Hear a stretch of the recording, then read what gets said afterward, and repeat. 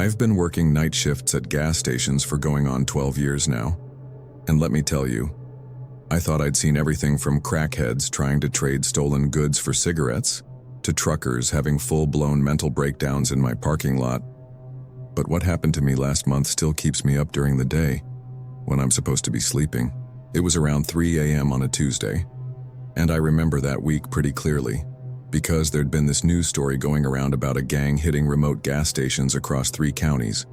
Real sketchy loot and run stuff, happening mostly at night when there's just one worker on duty. They'd hit fast, take whatever cash was in the register, plus cigarettes and lottery tickets, then disappear before cops could respond. The story stuck with me, because they'd caught one of them on camera at a place about 60 miles from here. And you could see this distinctive tattoo on the back of his hand. Looked like some kind of snake or dragon wrapped around his wrist. The news kept showing that footage over and over, trying to get people to call in tips. Anyway, it was maybe 2 weeks after I saw that story when this woman walked into my store, and right away something felt off about her. She was maybe 40, dressed normal enough. But she had this way of looking around, like she was taking inventory of everything. The layout, the cameras, where I was standing behind the counter. She walked straight up to me and started this whole story about looking for her teenage daughter who'd run away after a fight. And someone had texted her, saying they saw the girl heading this direction. Now, I've dealt with plenty of family drama over the years, and something about her story just didn't add up. First off, she claimed she was looking for Maple Street, which doesn't exist anywhere around here, and when I told her that, she got this look like I was lying. Then she asked if I'd seen a teenage girl with dark hair wearing a red jacket, and the description was so generic, it could have been half the teenagers in town. But here's what really got my attention. She kept asking about my security cameras, whether they covered the parking lot, and if she could look at the footage from earlier that night. When I told her I couldn't show surveillance footage to random people, she got aggressive real quick. Started guilt-tripping me about wasting time and not caring about helping a scared mother find her child, the whole routine. But the thing is, she kept checking her phone and looking around the store like she was expecting someone. And every time I offered to call the police for her, she'd make some excuse about wanting to find her daughter first. I've seen enough sketchy people to know when someone's running a con, so I was already on alert. But then, she did something that made everything click. She was reaching into her purse to get something out, and her sleeve rode up just enough for me to see the back of her hand, and there it was. That exact same tattoo from the news. The snake or dragon wrapped around her wrist. I felt this cold wave of recognition wash over me, and without thinking, I slammed my hand down on the panic button. The alarm started blaring through the whole store, this piercing siren that you could probably hear from the highway. She jumped back, and her whole demeanor changed. The fake worried mother act just vanished, and she looked at me with this cold expression, like she was deciding whether to run or do something worse. Then she turned and sprinted for the door. I watched her through the window as she ran to her car and peeled out of the parking lot so fast she left tire marks. I called the police as soon as the alarm stopped and told them about the tattoo match. They said they'd send a unit right away, but by the time the cops got there, she was long gone. They took my statement and said they'd add it to the case file, but I never heard if they caught her or not. The thing that really gets me, is how close it came to working. If I hadn't seen that news story about the tattoo, I probably would have bought her act about the missing daughter and given her all the information she was fishing for about my schedule and security setup. Then a few days later, her and her crew would have come back when they knew. I was alone and vulnerable with no backup coming. I still think about it sometimes when I'm working these late shifts, how a few seconds of her being careless with her sleeve probably saved me from getting robbed or worse, and how all those years of experience dealing with sketchy people finally paid off in a way that actually mattered.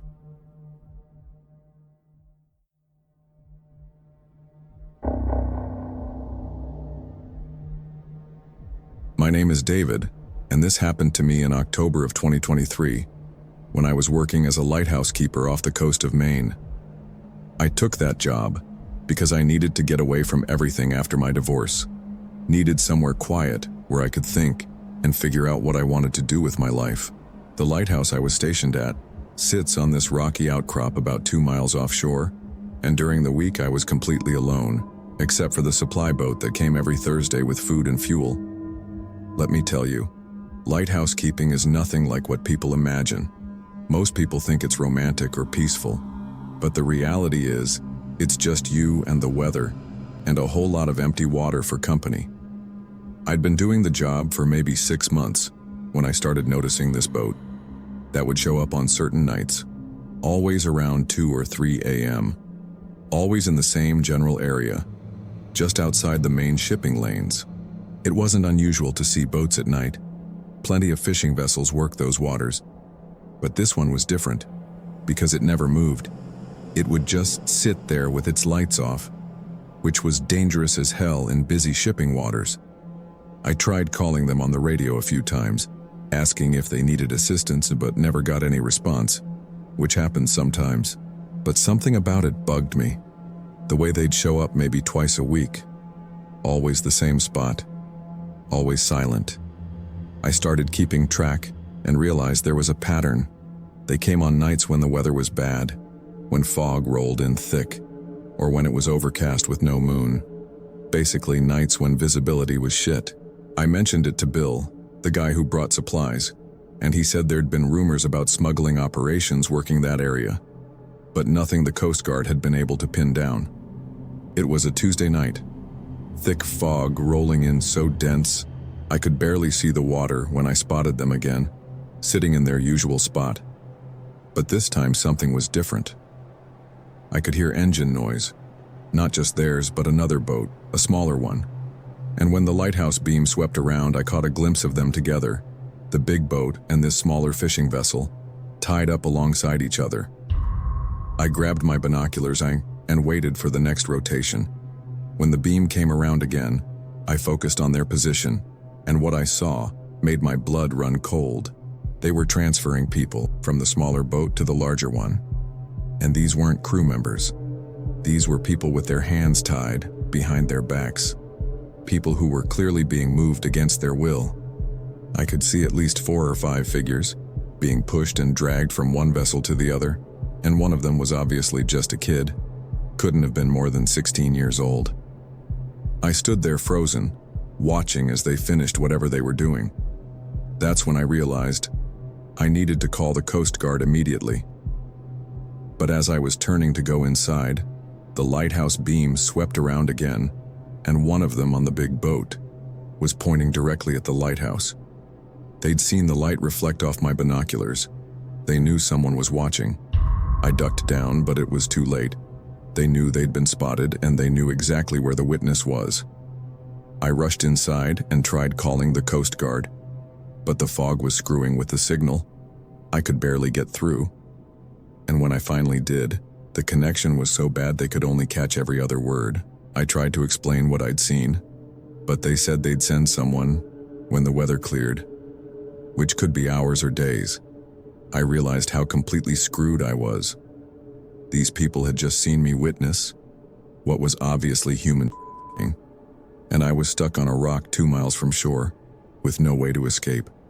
The supply boat wasn't due until Thursday, which was still 2 days away, and even if I had my own boat, the fog was so thick I'd never make it to shore without hitting rocks. I spent the next few hours pacing around, trying to figure out what to do. Part of me hoped they'd just leave, but I knew that wasn't going to happen. These weren't the kind of people who left witnesses around. Around 4 a.m., I heard an engine getting closer, much closer than any boat should be to the rocks.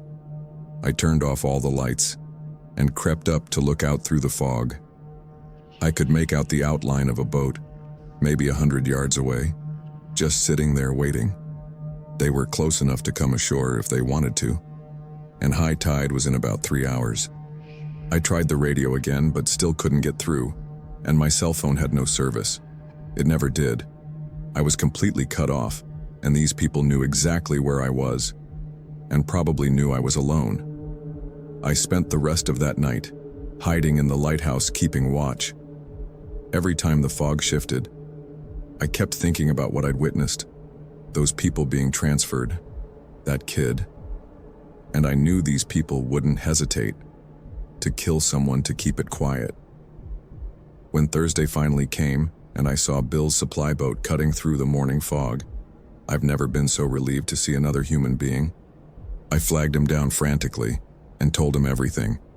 He radioed the Coast Guard, and they got a clear signal this time. But by then, the traffickers were long gone. The Coast Guard searched for 2 days, but found nothing. I rowed back to shore with Bill that day and quit on the spot. I never went back to that lighthouse.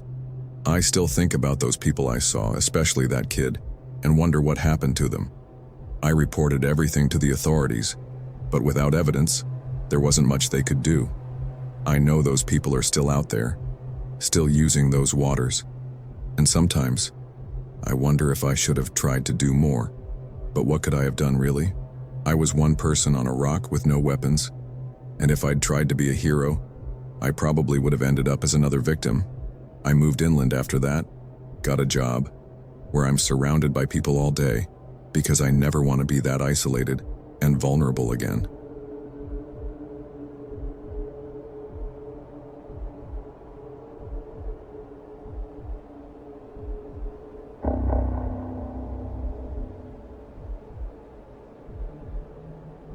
This was supposed to be a simple, 3-week assignment at a remote weather station in northern Montana, just monitoring equipment and filing reports for extra cash between my regular job applications. I'm a meteorologist, but the job market is brutal right now.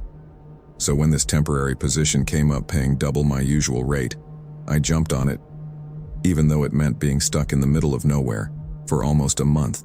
The station sits on this plateau, about 40 miles from the nearest town, and you can only get there by this winding dirt road that becomes impassable when it rains hard, which happens a lot up there. They told me I'd be working with one other guy named Rick, who'd been there for about 6 months, covering for someone who quit suddenly, and he'd show me the ropes and help with the night shifts. Rick seemed normal enough when I first met him, maybe late 30s, kind of quiet but friendly, and he knew the equipment inside and out, which was good, because some of it was pretty old and temperamental. He'd been living in the station's small bunkhouse for months, and had it set up exactly how he liked it, with his own coffee maker, and a bunch of books, and even some plants which seemed weird for a temporary assignment, but I figured he was just making the best of it. The first few days went fine. We'd split the 12-hour shifts, and the work was straightforward, just taking readings every few hours and transmitting data back to the main office in Billings. Rick would work days, and I'd take nights, which suited me since I've always been a night owl anyway. But around day 4, I started noticing some things that made me uncomfortable. First off, Rick had this really disturbing sense of humor. He'd make these casual comments about people getting hurt or dying, and then laugh like it was the funniest thing in the world. Like, when we were doing equipment maintenance, he mentioned how the previous guy, Mike, had been afraid of heights, and joked about how easy it would be for someone to fall off the tower during bad weather. Then he'd look at me to see my reaction, like he was testing how I'd respond to that kind of talk. Then there were the phone calls I'd hear him making at night when he thought I couldn't hear him talking to someone in this really intense whisper, and when I asked him about it the next day, he'd deny making any calls at all, even though the phone logs clearly showed outgoing numbers. But the thing that really got to me was how much he knew about the local area. Considering he was supposed to be temporary like me, he'd point out specific landmarks and tell detailed stories about things that had happened there, including some pretty dark stuff about accidents and disappearances that supposedly occurred years before he ever worked there. And when I asked how he knew so much, he'd just shrug and say he liked local history. But there was something in his eyes when he talked about those incidents, like he was remembering something personal rather than just recounting stories he'd heard.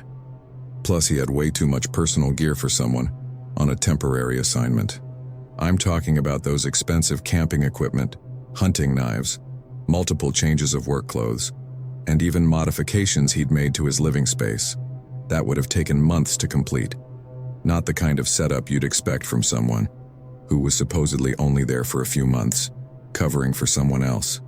The worst part was how he talked about the previous temporary workers. He'd mentioned them casually, like how Sarah had been really pretty, but got spooked by something and left in the middle of the night, or how Mike had been asking too many questions about things that weren't his business, and had to be convinced to keep his mouth shut about certain irregularities he found in the data reports. The way Rick talked about these people made it sound like he'd been personally involved in whatever made them leave.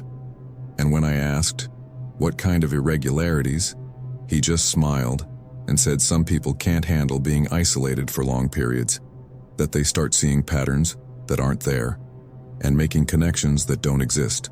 I tried calling my supervisor in Billings to ask about the previous workers, but the phone lines were down due to a storm that had been building for days, and our satellite internet was spotty at best. Rick said the communication issues were normal during bad weather and not to worry about it, but I noticed he didn't seem bothered by being cut off from the outside world at all. If anything, he seemed happier about it. Around day 10, the weather got really bad, heavy snow and wind that made the whole station shake, and Rick informed me that we'd probably be stuck there for at least another week until the roads cleared, which should have been just an inconvenience.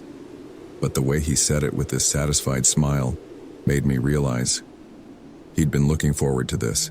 I started finding excuses to stay awake during his shifts because I didn't trust him alone in the station with me, and that's when I discovered what he'd really been doing all those nights. He wasn't sleeping. He had a whole setup in the basement that I hadn't known existed, detailed files on every temporary worker who'd been assigned there, including photos that he'd obviously taken without their knowledge, and not just work photos either, pictures of them sleeping, pictures taken through windows, pictures that no normal person would have any reason to take. There were files on me too, pages of notes about my daily routines, my habits, even transcripts of phone calls I'd made before the lines went down, which meant he'd been listening to everything. I started to understand as why previous workers had left suddenly, and why the station had such trouble keeping temporary staff. Rick wasn't just some lonely guy who got too attached to his co-workers. He was actively stalking and harassing people, and probably worse. The files on some of the earlier workers had notes about their personal fears and vulnerabilities, like he was studying how to manipulate or control them. I tried to figure out how to get out of there, but the storm was getting worse. And even if I could get to my car, there was no way I could make it down that mountain road in these conditions. I was trapped there with him for at least another week. And now that I knew what he was really like, I realized how much danger I was in. That night, I pretended to go to sleep, but kept a screwdriver from the toolkit under my pillow and waited to see what he'd do. Sure enough, around 2 a.m., I heard him moving around, and then I felt someone standing next to my bunk in the dark. I could hear him breathing, and I knew he was just standing there watching me sleep. I stayed perfectly still, trying to control my breathing, and after what felt like forever, he finally moved away. But I knew things were about to escalate, because the storm had given him the perfect opportunity to do whatever he'd been planning, and there was no one around for 40 miles to hear me scream. The next morning, Rick acted completely normal, like nothing had happened, but I could see him watching me, constantly trying to gauge whether I suspected anything. I knew I had to get out of there somehow, so I started planning during my shift. I found the keys to the station's emergency snowmobile in Rick's desk drawer and waited for the right moment. That night, when Rick went outside to check the equipment, I grabbed the keys and some emergency supplies and made my move. The snowmobile started on the second try, and I took off down the mountain in the middle of a blizzard. It was the most terrifying ride of my life. Visibility was almost zero, and I kept thinking I was going to hit a tree or go off the road. but I'd rather die in the storm than stay there with Rick. I made it to the main highway somehow and flagged down a snowplow whose driver let me use his radio to call the authorities. When the police finally made it up to the station 3 days later, Rick was gone along with all his files and personal belongings. I never found out Rick's real name or whether they ever caught him, but I know I got incredibly lucky. That storm probably saved my life by giving me a reason to take such a desperate risk. I'll never take another isolated assignment like that again. No amount of money is worth being trapped alone with someone like that.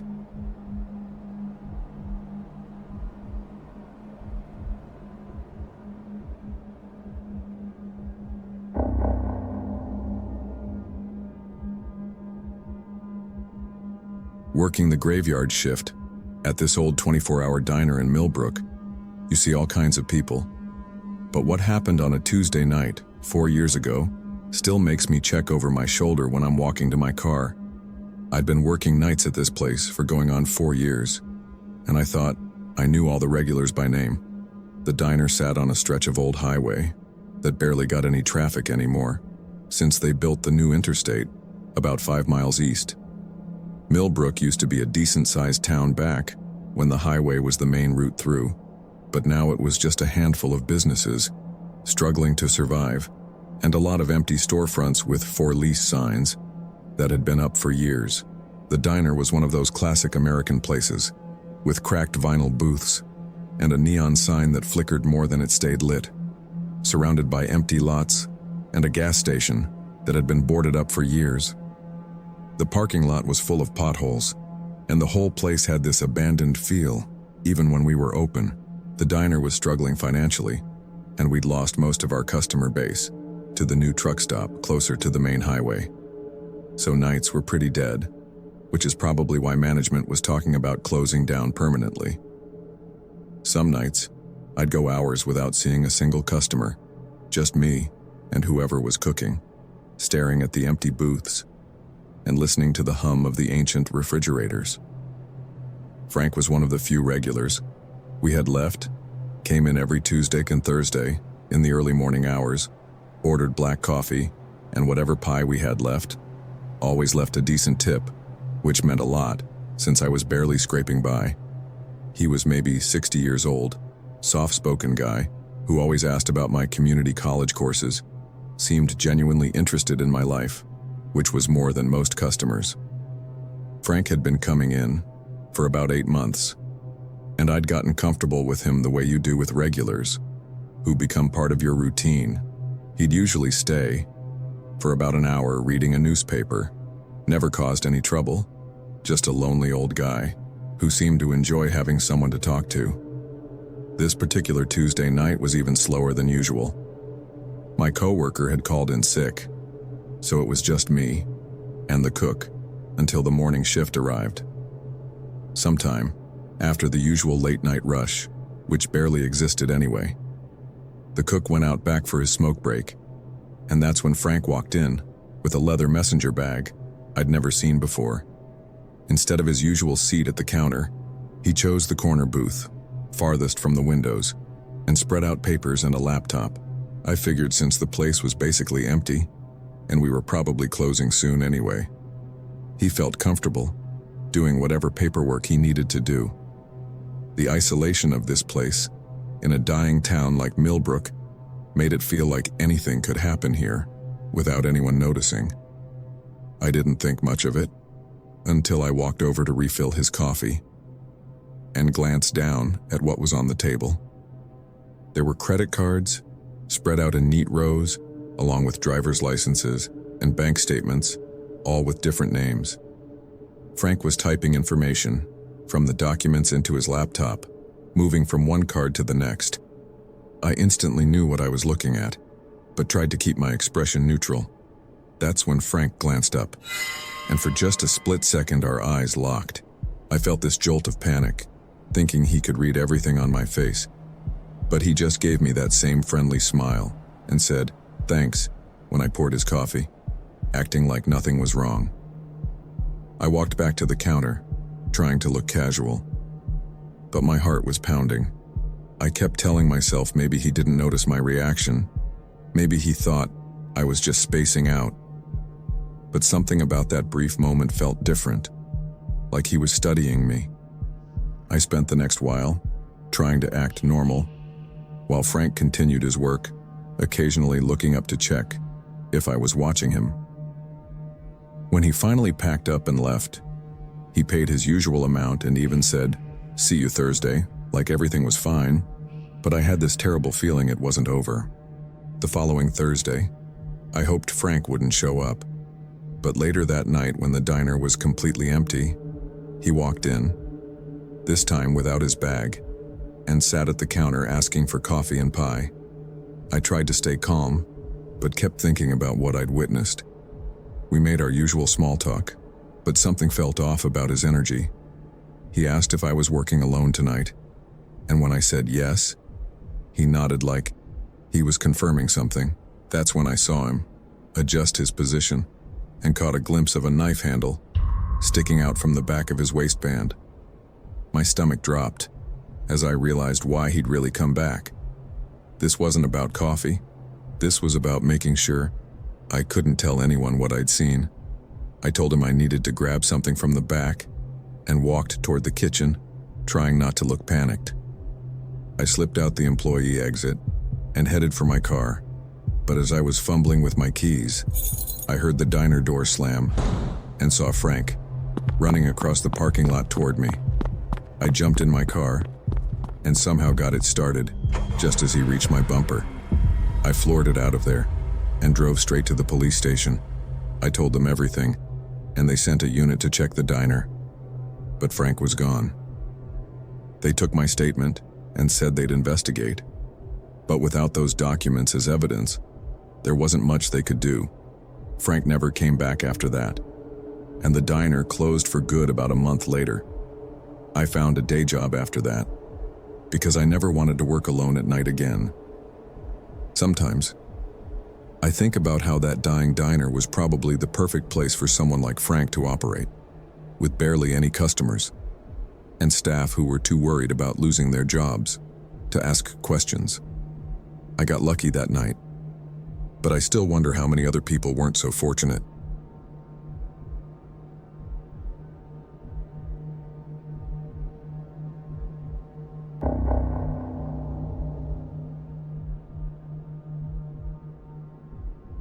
My name is Derek, and this happened to me in 2019, when I was 24. I'd been bouncing between different jobs since dropping out of community college a few years earlier, and was pretty much broke living in this crappy studio apartment that ate up most of my paycheck every month. I was working at a grocery store during the day, but the hours were inconsistent, and the pay was garbage. So when I saw this posting for a night janitor position at the county medical examiner's office, paying almost double what I was making, I figured why not? Dead people can't complain about my work, right? They're just bodies sitting there, waiting for autopsies in the morning. Nobody thinks about what goes on in office buildings after everyone goes home. But what happened to me at that place made me realize some places just feel wrong, no matter how much you need the money. I worked nights there for about 6 months, cleaning up after the day shift. And let me tell you, that job taught me real quick that some places hold on to things that shouldn't be there. The building was your typical government setup, built sometime in the 80s, with those long hallways and fluorescent lights that buzz constantly. The main floor had all the offices and paperwork stuff, while the basement was where they kept the actual morgue and autopsy rooms, which is where I spent most of my time, since that's where the real mess was. My supervisor told me straight up that lots of people couldn't hack working around corpses, but I needed the cash, and convinced myself I was tougher than most people. The first month went pretty smooth. I'd start upstairs doing basic office cleaning, then work my way down to the basement. The autopsy rooms were gnarly, but nothing I couldn't handle, just lots of bleach, and trying not to think about what happened during the day. The storage area, where they kept the bodies, was locked tight, and I didn't have keys, so I'd clean around it and mind my own business. The only thing that got to me was how dead quiet everything was down there, especially late at night. The whole basement felt cut off from the world, and those cheap fluorescent lights were always flickering, making shadows jump around. But that's just old building stuff. Then I started noticing things, and that didn't seem right, like I'd close a door and come back to find it cracked open, or I'd leave supplies in one spot and find them moved a few feet over. Nothing major, just enough to make me wonder if day shift was coming in early, or there was maintenance I didn't know about. But it kept happening, and always in the basement, never upstairs. One night, I was mopping outside the autopsy rooms when I heard this sound from the morgue storage, like metal scraping against metal. That awful screech old drawers making when they stick. I stopped and listened, but everything went quiet. I checked the door, and it was still locked. No lights on inside, but I could swear something was moving around in there. I finished quick and got out telling myself it was probably pipes or the building settling. But I knew that sound came from inside that room. A few weeks later, I was cleaning an autopsy table when every light in the hallway started strobing at once. Not random flickering, but all of them pulsing together like an electrical surge. The whole corridor turned into this nightmare of flashing shadows, then just stopped like nothing happened. I stood there, trying to figure out what could cause that, but came up empty. That's when I started seeing shadows moving along the walls, even when the lights were steady, dark shapes sliding from one end of the hallway to the other, like they had somewhere to be. It mostly happened in my peripheral vision, and when I'd turn to look, there'd be nothing, just empty hallway. But I knew what I was seeing. The final straw happened on a Friday night. I was doing my usual routine when I heard voices from the morgue storage, not just one, but multiple people having a conversation, too muffled to make out words, but definitely human voices. I went to the door and pressed my ear against it and heard footsteps. Slow, deliberate movement, like people examining something. Then that metal drawer sound again, followed by something heavy being moved. I backed away, and that's when every light in the basement went out. Complete darkness except for emergency exit signs, leaving me standing there, listening to whatever was going on behind that locked door. I didn't stick around. I grabbed my stuff and ran up those stairs like my life depended on it. Got to my car and sat there shaking, trying to come up with some logical explanation, but couldn't. There's no way living people were in that room. It was locked, and I was the only one in the building. But what I heard wasn't my imagination.